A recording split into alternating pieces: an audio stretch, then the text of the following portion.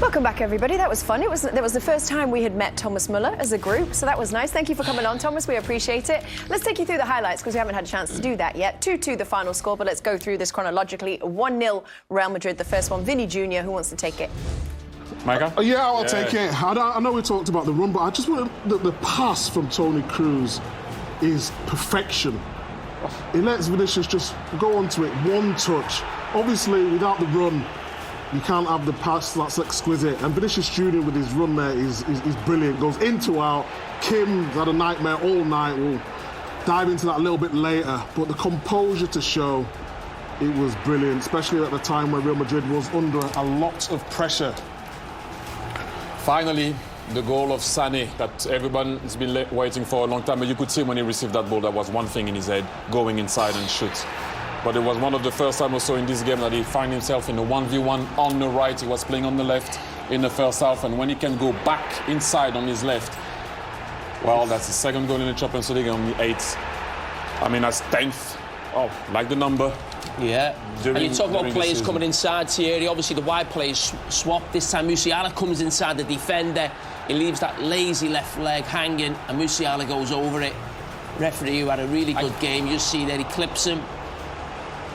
And that was a great move from Thomas Tuchel to make that switch at half-time, and it paid dividends on both goals. And then the penalty falls to that man, Micah, Harry Kane. Yeah, but just before we show you that, let's show you what happens just before Harry Kane takes the penalty. Check this out, an exchange between Jude Bellingham and Harry Kane. Oh, this no! Wow! We're not going to win the Euros. There's a fallout. There's a fallout. A bit of housery going on there. Yeah. Oh, what's he saying to him? Do all national team loyalties go out the window when you're playing club versus club? Yeah. What were you like? You and Gary Neville had a little bit. I can tell you, it was awful. Well, actually, what did he do there? What's he saying? I know where you're going. Getting in his head. Oh, you don't think so? It worked, clearly. Very... He didn't even look at him. Do you dislike what Jude Bellingham did? No, I'm just saying, but what did he do? Well, Exactly. do you think it's good sportsmanship to go up and whisper in an opposing player's It's ear? about sportsmanship at that moment. I'm just saying he didn't bother Kane. Can you see? He didn't bother him. He tried. I actually did that once to an England player. I actually did that to Frank Lampard. I didn't trash talk. I had him a bet. Deadly serious, yeah. Before a penalty? Yeah. They beat us 4-1 at Anfield. So it didn't work. He was about to take the penalty to make it 2-1, and I bet him 200 quid. Yeah. That he wouldn't make it? We were meeting up with England the day after the game. Did you pay up? Yeah. Just remembered now. You don't believe me, do you? No. Yeah. I mean, you fake texting someone again. Like you did with Harry Kane. That was Harry Kane. It's a serious question for you, though. Harry Kane's the England captain, right? Yeah. Jude Bellingham's a junior player on the team. Up and coming player. Whoa. What? Not junior. Oh, okay. hang on. In terms of age, I know what you meant, Kane. He's only 20 years of age. Said that because know he's a junior player. Junior player. If we get Jude on next week, if they've gone through. He's a young man. Is he a young man on the 20 team? years or of not? age. But he's not a junior player. Just before we were looking at him when we were rehearsing. You're like, oh, he's so young. Can't believe how young he is. And then I use another adjective that's an equivalent of young. But you've talked. That was a disrespectful comment. He's the captain, Harry Kane. Let's go back. You're such a stirrer. Let's go back. Okay, so my question is, does that feel different, Jamie Carragher to Frank Lampard, than a Jude Bellingham, a younger player, to Harry Kane, who's the leader on the team? I think for most players, yes. But I think Jude Bellingham is they're the two best players, I would say, in the team. There's no doubt for me, Kane is probably above him because of experience. But you're looking at England's two best players there, and I think a lot will be made of that.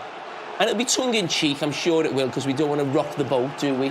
I don't mind that. That's a bit... Look, I told you. Come on, we Judy. And, your loyalties at England are different to when you play domestic, If it was another England player, would you mind it? What do you mean? I know that you... Obviously, Jude Bellingham, how important he is for England, how much you respect him and like him as a player. If it was a different England player, would you maybe feel differently about it? I'd be more unhappy. I don't mind it. Yeah. I don't mind it. Because I think I'd say it almost like a bit of a lack of respect. If, like, to the guy up there, to someone down there. I think with them two, they'll say they're having a laugh or a bit of banter. You don't agree, Thierry? Why do you dislike this conversation so much? Because you're making a story out of nothing. It's just nothing happened. By the way, those two guys can sit at the same table because they're at the same level. Exactly. That's my point. Like, where is that was... I don't even know why we're talking about that, really. I'm just looking at it and I'm like, you're trying to make a story here when there's no story. Trying to make a story. Those two players can sit at the same table. Scenes. Yeah. That's it. They She's got the understand each producer other. in her ear trying to make a big thing of it. There's nothing there for me. And by the way, it didn't work. The king of making a big thing of things. Which one was it? Sorry, I don't know. Want to name That's name? what you do sometimes. You can't remember his last name, so you're no good. You guys create stories sometime in England while we're in the US. Sorry. Yeah, let's move on. Can we move on, please? Real Madrid getting a penalty. Let's take a look at that incident. I mean, Kim, we've mentioned, we'll look at it later on, but he gets the wrong side and then he gets over-emotional. And what you see players do is when they make one mistake, they try and make up for that mistake and they make another one. So he's in the wrong position and initially he then panics. I mean, it's ridiculous. He's had a really poor night. He's cost his team. And then Micah. But Vinicius, wow. Talk about pressure. Talk about all things being said about him in the press. But when it comes to the big moments, he steps up. Like always, what a talent he is. Absolutely brilliant. Another great game from him. Let's talk about what you discussed before in the pre-game when you talked about Bellingham versus Musiala and that head-to-head. Who did you think got the better of it? I would say just Musiala. I think the game was in Bayern's favour. I talked about his close control and him liking to dribble. Obviously, his role was a little bit different today because we saw him more on the right in the first half and then on the left. He looks a lot more composed when he's coming in off that left. But in terms of getting on the ball, trying to make things happen for his team, he's so brilliant at it. And we're talking about a player who's 21 years of age. Nothing seems to faze him. You know, I wish he would have picked England instead of Germany for the full national team because he's a real talent. And here he is in that position, making things happen, gets a penalty for his team. And an all right, very good night for him. I wouldn't say he was outstanding tonight, but he made the difference in the moments. And yeah, I'm excited to see what he could do in the future because, you know, we've seen this so many times with young players play so well so early on in their careers, and it's just about maintaining it. And the attitude, the hunger, desire, I think he's got everything. I absolutely love him. I think he's, honestly, I love watching him play. I love watching him play for the national team. And I probably enjoy watching him play more than I'd watch Jude Bellingham. And because Jude Bellingham is almost, he's powerful, his charisma, his aura, everything about him. But what we see Musiala do is, Thierry, you've played with players on a different level to me and Micah, but someone who can actually dribble. We've got players who, you know, let it go through the legs or flick it around the corner, play a clever pass. But to get someone, I'm not talking about a winger going past his fullback on the outside. You know what I mean? It's different, isn't it? When someone does it from a central area. Have I forgot anyone? Eden Hazard. Yeah, but would you class him more of as like a sort of left-sided player? No. Yeah? But I think... Or players you played with in the French team. Is there anyone like that in terms of... Thomas Müller just said it. From anywhere, he can go to goal. Or he can create space or dribble 3, 4, 5. It doesn't matter where he is. He will find a way to dribble past you. Eden Hazard was very much like that. And now, if I think that people that can really have the ball... Vinicius Jr., can take the ball from anywhere and dribble past people. So that's why I guess you said that you enjoy it more to watch him. I don't see that often. No. Yeah, can I just... Or do you want to wait till we come back from the break? I don't know. Matt, do you want it now or do you want him to wait? Well, it better be good. Because no one believed me, did they, about Frank Lampard? OK. I believed you. No, I didn't say anything. Well, you didn't believe me, did you? We'll read out the text then. OK. Hang on. Put your glasses on. Oh, wait, hold up. Like no, everyone, we're going to do it after the break. Oh, OK. Come back if you want to find out what Frank Lampard has said to Jamie Carragher. For this exclusive. Big tease. My big friend. It is so good to have you still with us. We will tell you what Frank Lampard said to Jamie Carragher in just a minute. First of all, we're going to go out to Munich, and Peter Schmeichel has spoken to the Bayern manager, to Thomas Tuchel. Wow, that was some spectacle that you performed out there with for both teams. But in the first half, you looked very, very agitated on the touchline. How did you see that first half? We were strong in 15 minutes and we stopped playing. I don't know why. We stopped playing. We played different patterns. I don't know why. We were so strong in the first 5-10 minutes. We had huge chances. but we lost our fluidity and we lost our rhythm. They changed a little bit the shape in defending, I have the feeling, after the 15 minutes. Then we conceded and lost our confidence, lost the rhythm and fluidity of the match. So we changed some things in halftime. We encouraged everyone to play more aggressive offensively. We did this in second half. We won the second half.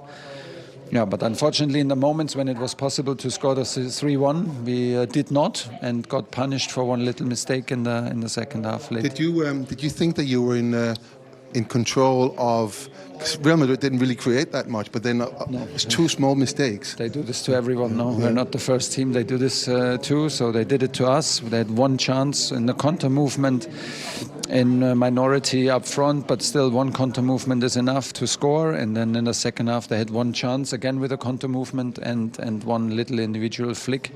I think in a 2-against-5 situation, they managed to get away with a penalty and well-deserved penalty. This is what they do. You need to be switched on. You need to play like without mistake. And if you have the chance, you need to be more clinical if you really want to win. But okay. Well, we're going to go straight back. You okay, boys? No, we're just talking about, Well, we're going to go straight back to Munich because Guillaume Balaguer has spoken to Real Madrid's Aurélien Tchouameni. So let's listen to that one too. How close did you feel the game was to what you planned? Let's say that we knew that it was a tough game, especially against this opponent at home in front of their fans. But as I said, we played a good game. For sure, they pushed a lot. They pushed a lot, especially in the beginning of the game and the second half. I think we could have started the second half a little bit better, but as usual, we fight until the end. We scored this second goal, and now let's see what's going to happen in the Bernabeu. Yellow card to Rudiger, who's tackling you from behind. The game is over. Just the last one. I find fascinating that in the first 20 minutes, Real Madrid were deep and you didn't have the ball, and yet you thought your moment will arrive. And when you get 2-1 down, exactly the same. Nothing affects you. Yeah, for sure. We know how to manage the game. We know that sometimes the opponent will push and will give everything to score the goal. But it didn't happen because I feel like our low block was nice. We were good collocated. So let's see what's going to happen in the next game. For sure, we are going to fix things, but we remain confident. Who's your favorite pundit of the show? My favorite what? Pundit. I'm a go with Kate. Ladies first. Thank you very much. Oh! Coucou, salut. I was just about to say that his English is very good. Now you think he misunderstood the question. Who's the best pundit? Kate.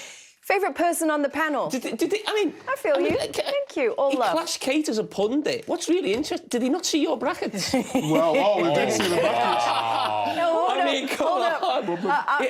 I got the same brackets as Micah Richards. Wow! Let the internet recognise that you and me had the exact same picks. Why? Who's had the most? I got crucified. No, my DMs were full, and not for good reasons.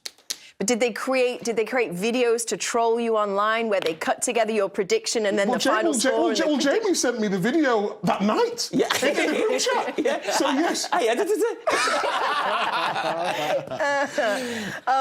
You remember we were talking about the thing that we saw that wasn't a thing, Thierry, between Jude Bellingham and Harry Kane at the penalty spot, right? And Jamie told us that he'd had a similar incident where he'd kind of done the same thing to Frank Lampard. Well, guess what, everybody? We've got the BT. We have found it.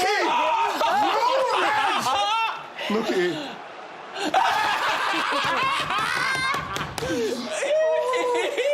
I said you've aged like a fine wine. Look at his mates coming over. What was you saying? I said, bet you 200 quid you miss. Look at him. Oh, honestly. Wait, didn't you have the text? What did you have? So I knew, because I did tell a little white lie, didn't I, with Harry Kane one time. Look, I bet you 200 quid, I said, look. Look at him. He still took it off me. He looks nervous, doesn't he? Yeah, he does look nervous, doesn't he? Mind games. I'm into his head. Look at Makelele and Drogba coming to help. Pepe saying he should have saved it. Yeah, but he scored, Jamie. He should have saved it. It's pointless. I know. Well, give us a text. Go on. So at least I've proved for once I'm not a liar. Remember, you were all calling me a liar with Harry Kane. Well, Remember, I bet you were at Anfield. You did lie in that incident. No, that was a... No, it was a... So what did you say to him, Jamie? What did you say to him? I just said, we're comparing Kane and Jude, blah, blah, blah, blah. Remember the one at Anfield? Yeah, I do. You got in my head, he said. That was all I wanted to do. I got into his head. Has anybody read this text? You got it? Yeah, I do. You got into my head. Was that when I cashed off the cop and you had a pop at me for it? But he kissed the badge and all that, but... this is the insight you don't get anywhere else. Want to see the final? Want to see final scenes between Jude Bellingham and Harry Kane? There's a legend in the name of Zinedine Zidane. Are you guys surprised that his name hasn't been mentioned a lot with the managerial vacancies around? Nigel, why are you having to read that off a piece of paper? I'm not reading off a piece of paper. I'm looking at the screen. If you snooze, you will lose. When Tony Cruz decides to choose a pass to the delicious Vinicius. Oh, he's so vicious. I hate the show. I'm not doing it anymore. I'm not doing it. Nigel's notes.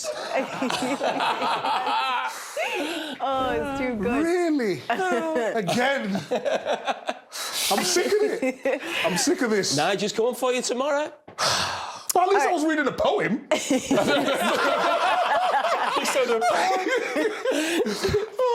What's a alliteration in there, and you know.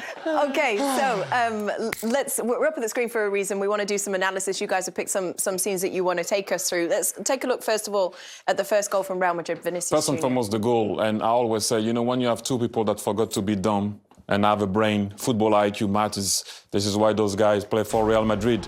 And you will see how Toni Kroos is clever. First and foremost, when that ball is going to arrive back to him now, if I see this and I'm the striker, I see that space in between the winger and the holding midfielder on that side.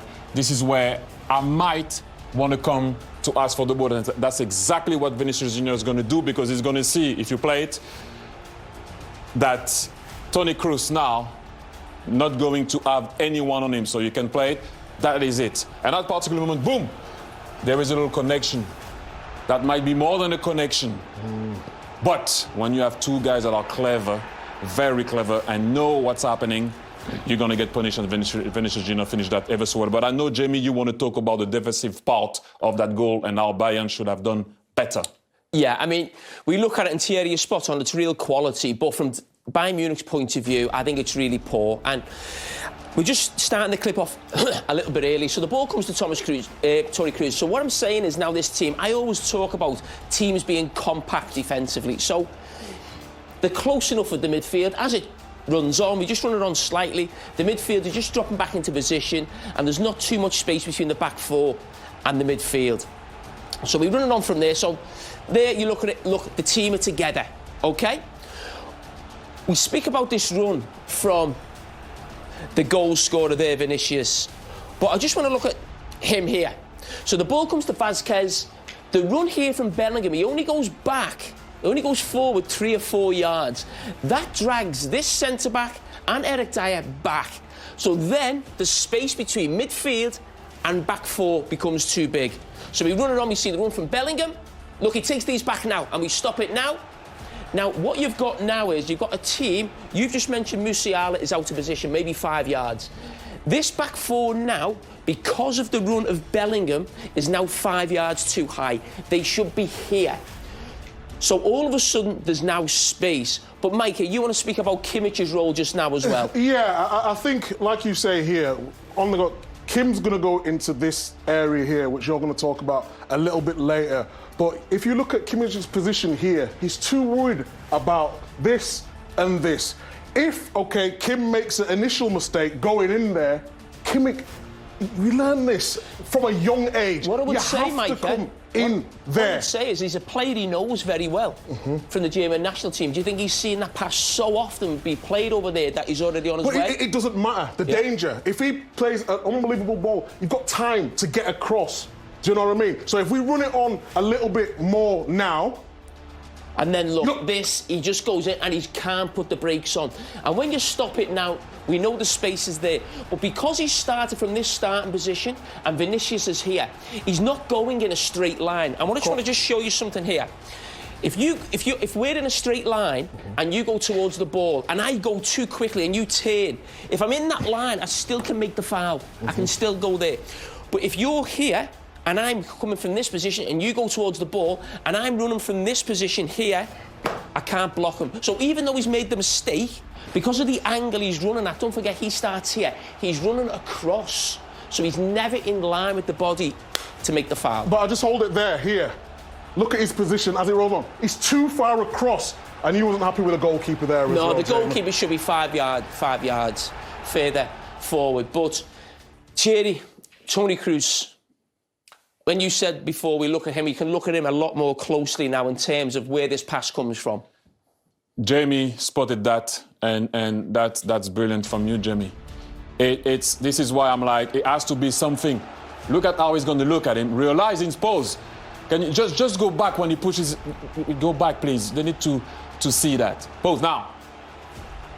The guy on the ball, if you are Vinicius Jr., at that particular moment, he is your eyes. He sees the play. So if he tells you to go in behind, it's because Kimmich didn't close the gap. He knows Dyers is slow, and Kim went in. If you spin, I'll pass that ball because I can. I see it. Trust me. Turn. It tells him to turn. Man, I said to you, this guy forgot to be dumb. Thank you, Jamie, because without that, I wouldn't have been able to see that at that particular moment. What he did right there, that's what I'm saying. The guy sees the game. And that's what Ancelotti said. Players sometimes need to take control of the game. This is why you win games, because you have this guy thinking for you. And then the rest is history. This guy goes in a 1v1, and they don't miss when they have opportunities. Unbelievable. Wow. Unbelievable. You'd see players do that in training, but, I mean, to do that in the Champions League semi-final, unbelievable. We also want to look at the Bayern Munich wingers, is that right? Well, there is a reason why in the first 14 minutes, I will say that Real Madrid didn't know what to do. Because I don't know if, well, I know for a fact that they must have seen how Leipzig played Real Madrid and that 4-2-2-2 situation. And you will see it here straight away, right from the start. Do not play it 1-2, 1-2, 1-2. Müller spent the whole night there making sure that Ferland Mendy didn't know if he had to jump or not, as you're going to see. When you play like that, as you can see, the fullback gives you the width. It's or you find that guy here, but automatically, if you're not dumb, you're going to close that, right? But if you close that, they're going to find a player behind your line, whether if it's the 9 playing the 10 at that particular moment or the 10 playing the 9. You are going to be in trouble. And Real Madrid didn't cope with it for the first 10 minutes. But Bayern didn't take advantage of it. Can you roll it? As you're going to see it here, it's clear. They're not high and wide. Musiala is on his right foot, on the right. Leroy Sané is on his left foot, on the left. And look, pretty simple. Pretty simple. That should have been 1-0. It is not 1-0. That's the reason why we could have showed so many clips in the first half of how they tried to open up Real Madrid, and it did work for the first 14 minutes. Now, different, second half, beginning of the second half. Now your wingers are high and wide. Müller still didn't move, trying to hold that line. If ever they go in, or if ever wants to drop, Musiala's going to go, Guerreiro's going to make the run. He's used to be on the left. They're going to change again, interchange, it doesn't matter. Now, this man, this is why I asked him the question, knows that his winger is high and wide. It's not Kimmich. He could have stopped that ball. No. He lets it go. Clever, once again. Now, you have a guy running back on his left foot where he likes to dribble. Inside. They got punished. Second one, same thing. High and wide. And I'm going to talk about this man and how clever he is. And look at how he's going to outsmart Kroos, and that's not easy. Look, he saw that Kroos came. It's like, okay, you guys play. He's going to pull away. They are making them backpedaling because they are making runs. Now, winger high and wide. Once again, on his right foot, he can go back inside. Now he likes to dribble there. Penalty. This is why you were talking about it. Thomas Tuchel is very clever. He did something in the first half. The players didn't take advantage of it. He rectified it in the second half. Players took advantage of it, but they couldn't hold on to win the game. So good, Thierry. So good, Jamie. So good, Micah. Okay, we're going to go to a very quick break. We're going to find out where Jamie's going. Have we already said where you're going? We've said you're going to Dortmund. We're going to talk about Jamie's trip to Dortmund, but who is going to be replacing Jamie Carragher in the studio? Find out after the break. Whoever it is won't be better than me. Good evening, everybody. So good to have you still with us. You know what? We have a couple of other people still with us. We're going to go out to Munich. That's right. I invite you to say hello to Peter Schmeichel and Susanna Fuller. Hi. Morning Footy's own Susanna Fuller is in Munich tonight. Dortmund tomorrow, right. Munich tonight. How's your trip to Germany going? It's been amazing. I think I discovered every beer garden in Munich today while these guys were hard at work. So, yeah, it's been fantastic. Have you been here before? I have been here before. For? I was here for Bastian Schweinsteiger's tribute match in 2018. He was playing with the Chicago Fire at the time, and I was working for MLS. So, yeah, not my Champions first. League. So, match. Susanna. What do you think about the atmosphere? It was amazing. Was it? Susanna, can you tell me about these beer gardens? Just hold on 1 second. Just 1 second. No, I love this. I've got Peter and Jamie fighting over my attention. Exactly. This is a good day. I just want to, talk a little bit more about the atmosphere today. What did you make of that? I know what you're doing. I know exactly what you're doing. It was fantastic. Honestly, I was blown away. Do you think that can be beaten? I think it might be beaten. Tomorrow. Possibly. We're going to Dortmund. Unfortunately, we're carrying some luggage tomorrow. But with two of us, we're going to have a great time. And we're going to experience the yellow wall, which is something very, very unique in world football. I can't wait. Honestly, it's been a bucket list item to go to Signal Iduna and witness the yellow wall. Susanna, I asked Peter Jamie. earlier on, would we sing You'll Never Walk Alone together? But you, I'm well aware, are a huge Liverpool fan. So I am. If the three of us could go in the yellow wall and sing You'll Never Walk Alone, do you think we could get Peter to join us? I'm gonna do my hardest. I think I'm gonna convert him. Absolutely. You gotta work on those vocal Susanna, cords. as much well, should we practice? It's been a great day. There's absolutely no way I'm gonna go up and sing your head up high. Come on, Peter. And don't be afraid. We lost him. Look at that. Well, actually, I was there last time. Filmed that. Oh, I can't wait for and this. I sent it to Jamie and said, finally there's a crowd who can sing that song. So rude. Come on, Peter. It's beautiful. Walk alone. Oh, right in the heart. What I can guarantee you is that when you hear that song tomorrow, it's sung a lot better. You haven't heard Jamie and I sing it. I've just heard it. This is a warm-up. We're going to be much better tomorrow on the day. And what about the beer gardens? Is there any beer gardens in Dortmund? Jamie, we're going to have to find them. It's going to be tough to top Munich, but yeah, it's supposed to be another beautiful day. It has been really warm here in Germany, so like summer. So it's good beer drinking weather. When we arrived today. So yeah, we're gonna have fun. Susanna. That's more of something for you. Beautiful. All right, everybody. Michael, what was that all It was about? better than you not singing. Hello. Okay. I'm trying to bring a bit of sauce. We're going to crash off air, everybody, if we don't say goodbye. So have a wonderful evening. Safe travels, both of you. Enjoy See you Dortmund. tomorrow, We will see you comrades. tomorrow. Who's taking my place? Everybody, breaking news. Del Piero for Carragher Yeah, but to be fair, we were saying, weren't we? We were watching him throughout the game, and he was coming in and nicking the ball a fair few times. Three times he did it. That was just... He went in tight and pinched the ball, and he was having a good game doing that, and suddenly he's done it in the centre of the pitch where your partner can't cover, and your fullback can't cover. So that's the point where a striker wants you. He wants you to come in and be tight, because once you're in there, no one can get round you. And as you see, Vinicius was through. He sucked him in perfectly, because it's all about timing as well for the centre forward. It's suck him in. As soon as you see him getting close, now I'm going to explode. And you've got to not only be aware what's behind you in terms of where the defender is, but you've also got to be aware what Kroos is doing. Has he got his head up? Has he got the ball out of his feet? Is he ready? I don't want to run offside. So you're trying to time that, and your run as well. And it's all got to come together at once. And it did, absolutely perfectly. Yeah. But pretty basic stuff. Kim will be disappointed with his role in it. Yeah, he will be. But it ended 2 goals apiece. And out in Munich for us are Laura and Owen. Let's find out what the feeling is out there. Well, the feeling throughout the whole game was pretty much very high excitement. The atmosphere here was absolutely amazing. 4 goals, brilliant game. We really enjoyed that, didn't we? Yeah, proper game. It's, 75,000 fans were up for it. It's been a difficult season here, and I think that was a really good game. I thought there were some big moments in the game. We saw some superstar players. I thought Jamal Musiala was exceptional. Vinny Jr. stepped up to the plate. I think outside of the couple of mistakes from Kim, I thought Bayern played terrific, and I think they'll go to Madrid confident that they can get a result.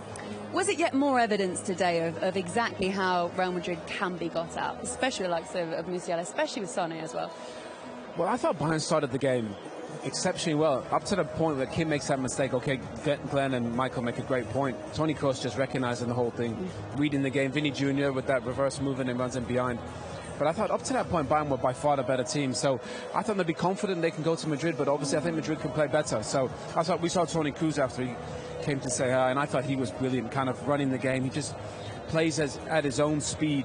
To be fair, I thought Tuchel made a good sub at half-time. Brought in Carragher, who helped get them a little bit more control in midfield as well. So I think both managers will see positives. I think 2-2 was a fair result. Thomas Tuchel actually walked past us a second ago, just past us, had a little look, looked a little bit disappointed, obviously. How do you think Bayern, Thomas, the players, how do you think they should all feel after this result? Well, I said to him, well done, a compliment, well done. And he went, yeah, there was maybe more in it, and there probably was. And we've seen a lot of these games decided by mistakes, and I think Kim today, De Ligt probably would have played if he was fit. And Kim came in, he was just a little bit too aggressive. Sometimes we see a lot of defenders, they're trying to press and be really aggressive. Sometimes just stand still. And I think when he watches the footage back, the mistake for the penalty, obviously, but the first goal so avoidable, and I just think they'll look at that and think, right, we got to go to Madrid and just tidy up our mistakes.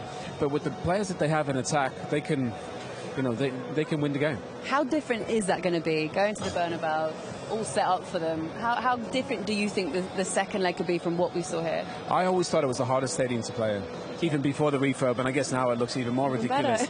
So I think as a player, you go there and you come out of the tunnel and just look up, and it feels like it just goes up and up and up, and it's kind of almost on top of you. Michael's played there, he knows what it's like. I think it's the best stadium to play in, and as an away player, it's really tough because they've got all this history and all this prestige, and when they've got Vinny Jr. and Rodrigo and Toni Kroos, controlling the game, it does make it really difficult. So, but I do think it's 50-50 still. I think both teams are right in it. Got 2 experienced managers, and let's see what happens. We've asked you there at the Bayern camp how they should be feeling. What about Real Madrid? What will they walk away from here tonight in Germany at the Allianz and be feeling? I thought Ancelotti made after about 25 minutes where he knew they didn't have control. Valverde was playing on the right side. He just said, go inside, go in midfield, where they were getting overrun. I thought Lima was the best player on the pitch. Musiala had amazing moments, kind of dribbling, beautiful moments, but I thought Lima kind of was helping them control the game. And I think once he sent Valverde in, it was a little bit of a different game. So credit Ancelotti, he saw that, but I think he'll realise, that they can play better, but this is how they play. They did this against Leipzig in the 4 halves. They were probably the worst team in 3 of the 4. But they have big moments. They got big players. Jude Bellingham, obviously Vinny Jr., Rodrigo. They got guys that can go and win you the game. On the other side as well, they've got match winners there. They've obviously got Harry Kane, got his penalty today. Leroy Sané, who hasn't scored in over 20 games, saving it for when it really counts as well. He was impressive today at parts. Leroy, when he's at it like that, he's such a fantastic player. The boys in the studio mentioned maybe the goalkeeper. You don't want to get beat at your near post, but I think he hits it with such power. Maybe just surprises Lunin a little bit, but think about it. They got Gnabry, they got Musiala, they got Sané, and they got all these players in attacking positions, and I do think they can get at, especially down that left-hand side today. I thought Vasquez really struggled with whoever was out there. What's your gut saying? I think in these games, I think Real Madrid being the home team in the second leg, I think they'll be slight favourites. But it's definitely not over and done with. I think both teams have great history, great prestige, great experience in these games. But I just feel like for Real Madrid, they can hang in there and at times play pretty ordinary and win the game. And I think with Toni Kroos at the Bernabeu, I thought he ran the game today for Real Madrid, and I'm sure he'll do the same when they get home. Could be really special. Thanks for your company, Owen. We've absolutely loved it here. Resh, back to you guys. And fingers crossed for the second leg, a little bit more magic. Yeah, I'm sure it will be. Laura, Owen, thank you very much indeed. Yeah, 2 magical teams, 2 heavyweights of European football, and 2 heavyweight managers in the dugout as well. So close to the win after a brilliant fight back. What's the overriding feeling amongst you and your teammates to come away with a draw? I think a little disappointing. I think once we got 2-1 ahead, we had 2 or 3 good chances, especially from set plays, and yeah, but this is Champions League semi-final. You know, we expected a tough game. Real Madrid, one of the best teams in Europe for sure, and they can punish you with 1 or 2 actions like they did today. So, yeah, of course we're disappointed we didn't come away with a win, but overall it's all to play for next week, and we know if we play like we did in large spells today, we can have chances next week. We just got to be able to take them. After you made such a good start to the game, how difficult was it to get the momentum back? Yeah, we started first 10-15 minutes. We was really on the front foot. We had a couple chances there, and then yeah, their goal come against the run of play really, and then they built up the momentum, and we struggled to play our game. But second half we come out with a higher intensity, and yeah, we deserved to get the 2 goals, and then it was just a shame we couldn't get that 3rd one. But yeah, all to play for. Like I say, we dust ourselves down. Tough match, but we look forward to next week. Another goal for you, cool and calm from the penalty spot, but everyone wants to know, what was Jude saying to you before you took the penalty? To be honest, I don't know what he was saying. I saw him there mumbling something, but I'd have to ask him what he actually said, because yeah, once I'm in that moment, I'm just kind of in my zone. I'm just trying to block everything out, but I'm sure he was saying something to try and put me off, but thankfully it was okay for me. Well, you're having your most prolific goal-scoring season, 43 goals in 43 appearances at Bayern. You've got to be happy with those numbers. Yeah, it's been a good season so far, but like I always say, it's just about the next one, the next game, and of course the big game next week away from home against Real Madrid. You know, everything we're fighting for this year is in this competition, so we just got to find a way to get it done. It's going to be tough, obviously, the Bernabeu, Real Madrid in the Champions League, but we just got to go there with full belief. It's 0-0, and we go for the win. Would winning the Champions League with Bayern Munich determine whether this move for you to Germany was a success or not? I don't think so, because I think, you know, I'm here for many years. It's not just a one-off year that I've come for, but of course, you know, the expectation at the start of the year was to win trophies, and it hasn't gone our way in the Bundesliga and the Cup, but the Champions League is the biggest one of them all. So yeah, if we can somehow get our hands on that one, then of course it'll be an amazing season, but still a long way to go. These are the games you moved to Bayern Munich for, though. Semi-final against Real Madrid. 100%. You know, these are the big games under the lights. The atmosphere today was incredible. So, and I'm sure at the Bernabeu it'll be the same next week. So this is, yeah, exactly why I come. I want to be playing in these big games, these big moments, and it's no bigger than next week away from home. At the Bernabeu, though, an even bigger challenge. Yeah, it'll be tough. We know, you know, what team they are. We know their history in this competition. But I think, you know, we can take a lot of positives from today. There's a couple small details that we have to get right, because we can get punished like we did in a couple quick moments. But overall, you know, we can take a lot from this game, and that's what we've got to take positivity into next week. Well done tonight. Yes, thank you. He's just ever the consummate professional, isn't he? We didn't get the line we wanted. We have no idea what Jude Bellingham said to him now, so we'll have to ask Jude to find out what that was. But again, he's the kind of player who's not going to let that cloud his judgment. He's going to do his job. And, you know, just as we touched upon, these are the games that he wants to be playing in. This is exactly why he is at a club like Bayern Munich, and his numbers, they speak for themselves, don't they? Incredible. You know, 43 goals in 43 games, and the way he sort of holds himself, and he's more than that. Let's be fair. He's late. You were seeing him earlier, laying on chances early in the game when Bayern Munich were in control of the game. He's not just a striker that's putting the ball in the back of the net. I think he scored more goals in the Bundesliga closer to the goals, in the 6-yard box, in around the penalty spot, than he has done in the Premier League. But no, the bigger the game, you know how he's going to turn up. He's been absolutely sensational this season, and you hope in many ways for him that there is success at the end of the road for him this season, because he deserves it. Yeah, well, look, the Santiago Bernabeu is next. Harry's played there before with Tottenham, but this is a very different prospect, isn't it, against a Real Madrid side defending this possibility of being in the Champions League final, the competition that they love the most. Owen talked about how intimidating it is for opposition players. You've been a player there. We all know what this stadium is like and what it holds for anyone who goes there. Yeah, it's possibly the mecca of football, isn't it? I mean, it's the place everybody wants to play. I mean, when I was growing up, you know, you always thought, Real Madrid, wow, it's just magical. And you see their team prancing out in their full white kits, and the stadium, the noise, the colour, everything about it's just amazing. However, you can't get wrapped up in that. By the time the whistle goes, you forget about how many people are watching. You just concentrate on the game. And don't forget, Bayern Munich aren't a small club themselves. They've got history as well, and and they can do it. They absolutely can do it. They've got the players to do it. But it's just such a glamourtised semi-final of the Champions League. These two teams at the Bernabeu. I mean, it just doesn't get much bigger. Yeah, absolutely. It doesn't, does it? It calls for calm heads, and the calmest of the lot, you have to say, is Carlo Ancelotti, the Real Madrid boss. He's also been speaking to Jules. Carlo, the game had absolutely everything, but how crucial could that late penalty turn out to be? It was an interesting game, open game, of course. As has to be a semi-final. I think that we could play better. I think we didn't play our best version, and we had problem in the first half with a low block, too deep. Second half, when we start to put pressure to equalize the game, it was much better. Why did they make it so difficult for you in that first half then to create many clear-cut chances? I think that we were comfortable with a low block, but we didn't put intensity there. When you have a low block, you have to put more intensity. You have to win duels. You have to win second ball, and we were too low. And we tried to change something in the second half. And the second half, we started really well, but we conceded 2 goals when our moment was good. Yeah, when they came out in the second half and scored those 2 goals, did it feel at times like you were in survival mode out there? I think that the game was difficult when we were 2-1 down, and after that we had, I think, the energy, the character to equalize the game, doing the second part of the second half really good. You talked about needing to change something in the second half. What were you looking for when you took Bellingham and Kroos off?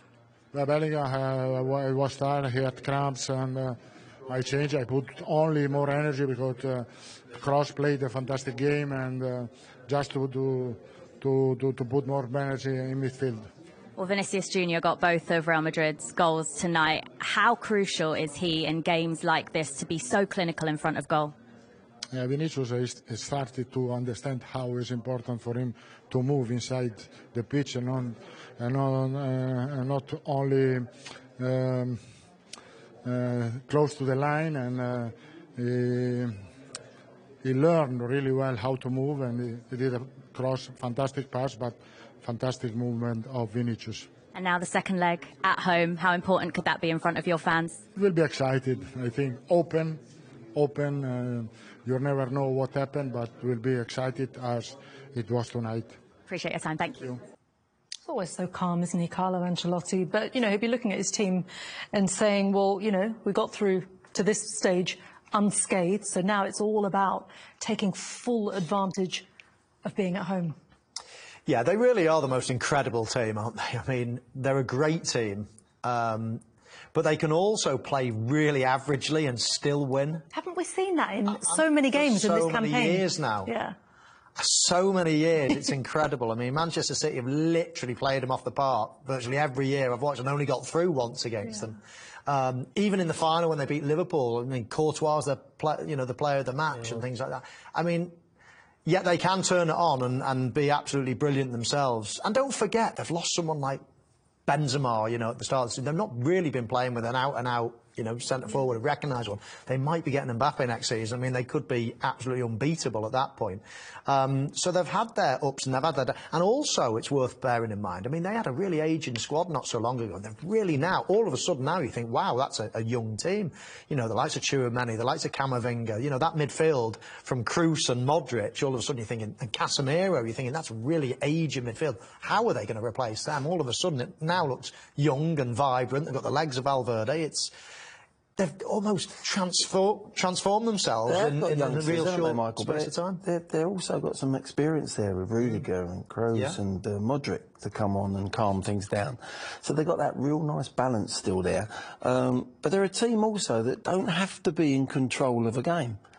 Many times we've seen them in the last 2 or 3 years. They're out of control. They're not playing at their best. Carlo said they weren't at their best today. And suddenly they go out and look for a magic moment, bang, the ball's in the back of the net. It's almost like you nod off for a second, bang, they're gonna hurt you. And that's why they've been so clinical over the last few years.